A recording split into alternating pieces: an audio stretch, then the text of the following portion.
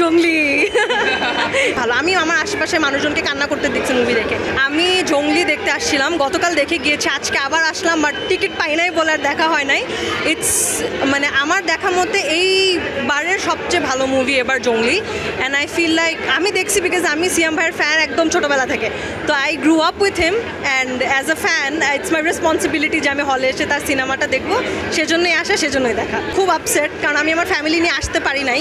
আমি সেটা কমপ্লেনও করছি যে কেন পারতেছি না দেখতে, কারণ আই ওয়ান্ট যে আমি যার সিনেমাটা দেখতে আসছি তার যেন আমি টিকিটটা অ্যাটলিস্ট পাই। টিকিট পাওয়া যাচ্ছে না, তবুও হল নেই, এইটা অনেক আপসেটিং অ্যাজ আ ফ্যান।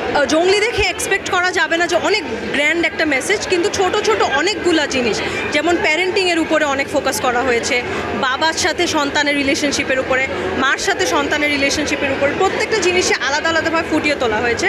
সাথেই ছোট ছোট প্রেমের গল্প আছে, সুন্দর গান আছে, সব কিছু মিলিয়ে আমার কাছে মনে হয়েছে যে এই ফিল্মটা একটা কমপ্লিট প্যাকেজ। যে মানুষ, যে কোনো দর্শক, কারণ বাচ্চাদের থেকে একদম বয়স্ক সব ধরনের অডিয়েন্স এসে দেখছে মুভিটা, তার মানে যে মানুষ রিসিভও করছে অনেক ভালো। আমি আমার আশেপাশে মানুষজনকে কান্না করতে দেখছি মুভি দেখে। তার মানে স্বাভাবিকভাবে মুভিটা সবারই হার্ট ছুঁয়ে গেছে। জঙ্গলি এটা একটা ডায়লগ অবশ্যই। আরেকটা হচ্ছে যে যেটা ট্রেলারেও আমরা দেখছি, যেটা আমরা একদম মানে একটা কি লাইন, সেটা হচ্ছে যে মেয়ের গায়ে হাত দিলে যে কোনো ভদ্র বাবাও জঙ্গলি হয়ে যায়, এবং আমি তো আগের থেকেই জঙ্গলি। So this are the two very important detail of the film.